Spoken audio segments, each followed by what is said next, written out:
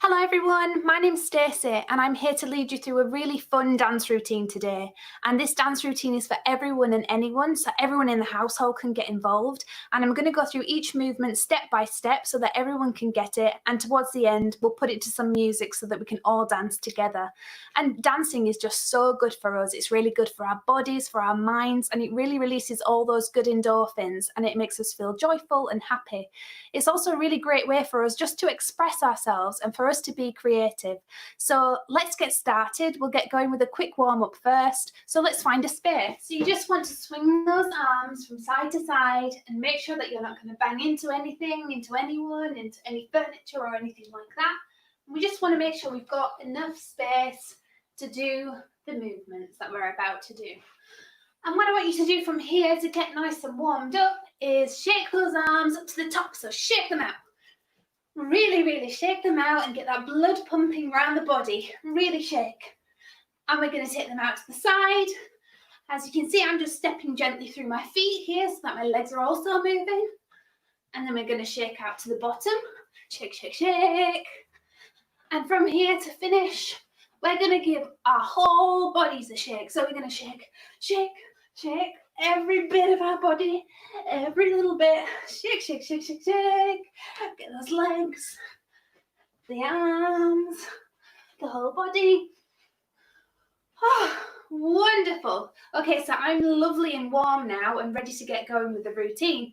So let's kick it off. Our legs are hip width apart, they're slightly bent, and our arms over to the right hand side. And we've got a rainbow movement to kick off. So here we go. We've got the left arm tracing the sky, the right arm tracing the sky. And then we do the same in reverse. Over we go, and over we go. And the counts for this are 1, 2, 3, 4, 5, 6, 7, 8. Perfect. And from here, we're going to step forward on that right leg. We're going to reach forward with the right arm. So we've got 1, 2. And then we're going to reach forward with the left side. 3, 4. Then we're going to step back on the right. 5, 6, 7, 8. So from the top, we've got 1, 2, 3, 4, 5, 6, 7. Reach. 1, 2, 3, 4, 5, 6, 7, 8. And from here, we're going to step out to the right. We're going to bend those knees. And then we've got our goalkeeper movement. And so here, if you're feeling strong and able to balance, you might want to lift that leg a little bit. But if not, just keep it down, that's fine. And this is our goalkeeper movement. And then we're going to do the same over to the left. So we go down, we go. And up, we're going to save that ball from going in the net. Perfect, lovely. Okay, so from here, we're going to just pop that foot down. We're going to take our arms. We're going to take our right arm behind and our left in front. And give ourselves a little hug here, a little squeeze. And then we're going to go all the way to the other side. Another little squeeze, another little hug. And from here, we unravel the arms, throw them up into the air, and we walk around into a big circle to meet at the front. So we go 1, 2, 3, 4. And we meet right back at the front. So that's our routine. We've done it all so quickly. So should we give it a go right from the very, very top? Okay, so arms over to the right hand side. And we're kicking it off with the rainbow. So here we go. We've got 1, 2, 3, 4, 5, 6, 7. Reach. 1, 2, 3, 4, 5, 6, 7. Goalkeeper. 1, 2, 3, 4, 5, 6, 7. Swing. 1. Hug. 2. Hug. Walk. 1, 2, 3, 4. Excellent work. That was amazing. So let's give it a go to some music. So let's get into our starting positions. Arms up to the side. And here we go. 5, 6, 7, 8. 1, 2, 3, 4, 5, 6, 7, 8. 1, 2, 3, 4, 5, 6, 7. Goalkeeper. 1, 2, 3, 4, 5, 6, 7, 8. 1, 2, 3, 4, 5, 6, 7, 8. Now that's quite quick at the end when you're keeping time to the music. It was really fun, really good work. So shall we try it one more time? I'm not going to count us this time, I'll count us in. But let's just let ourselves free with this one. So here we go, starting position. And here we go. 5, 6, 7, 8.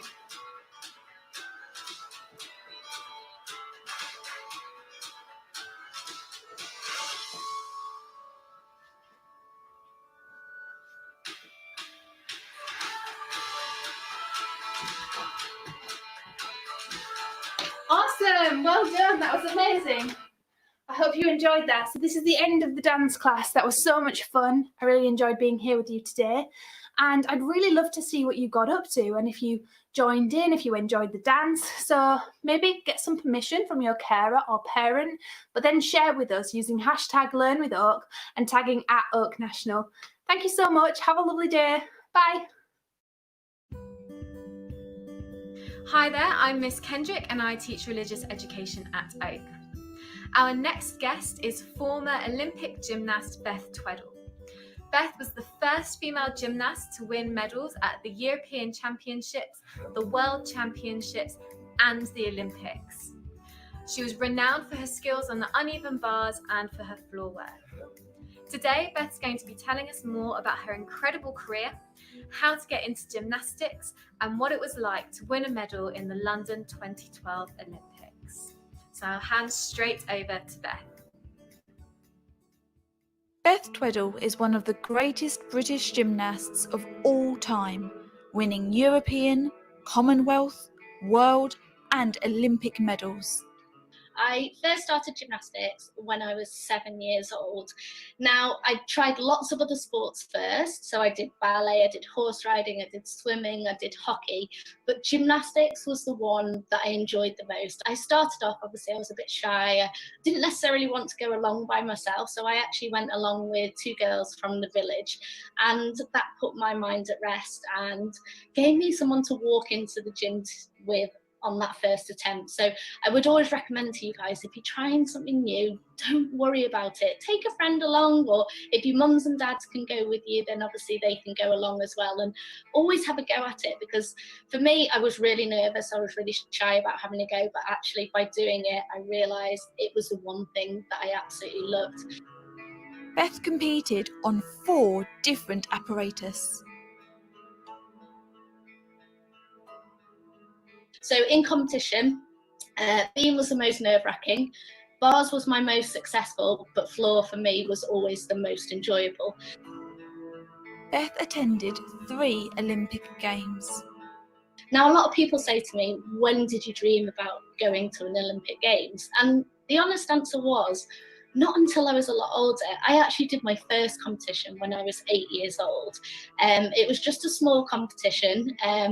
But I suddenly found that I loved it. I was always very shy in school, didn't like to be the centre of attention.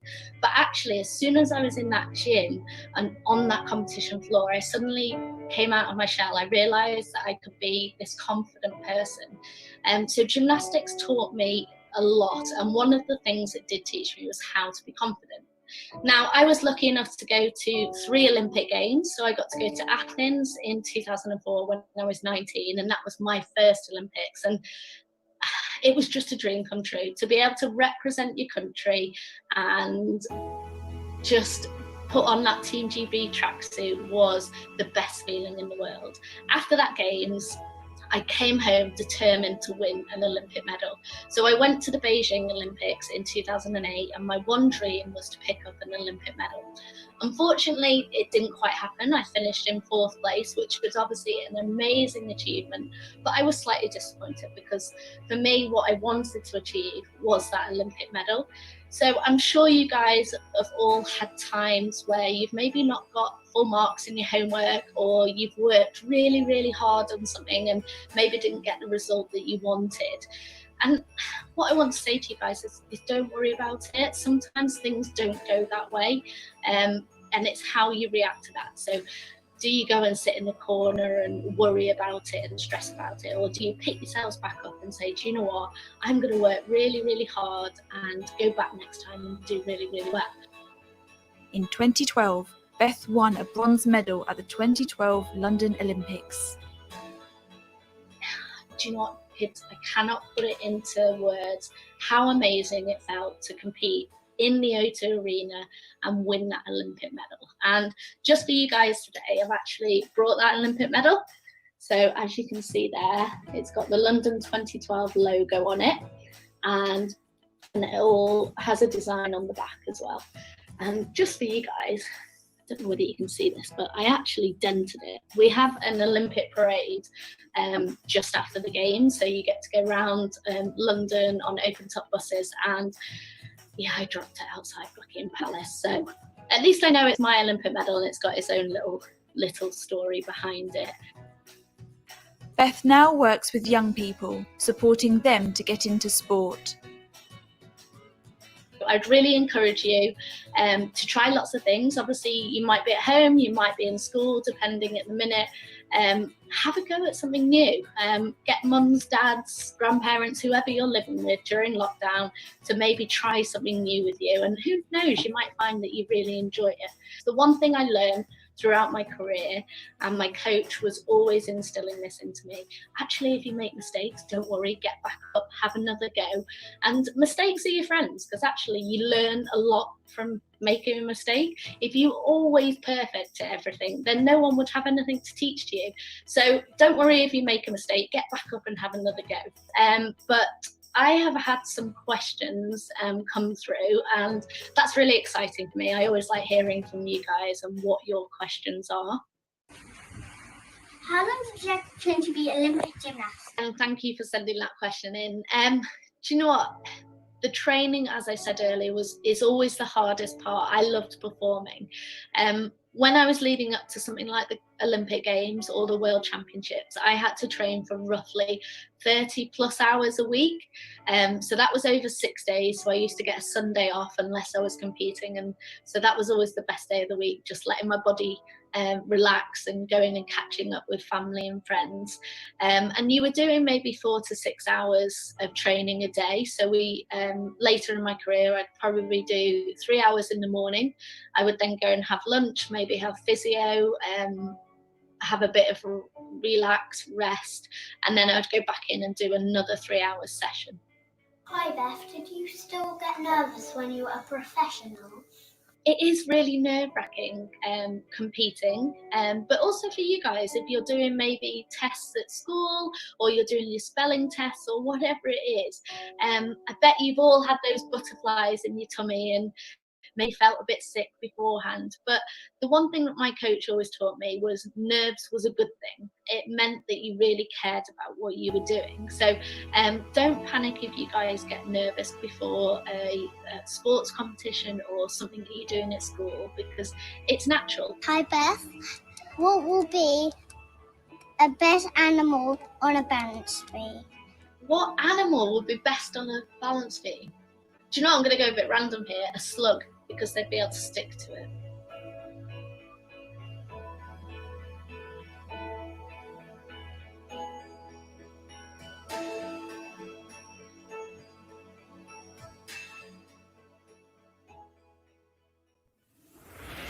Well, I hope after a good wake-up dance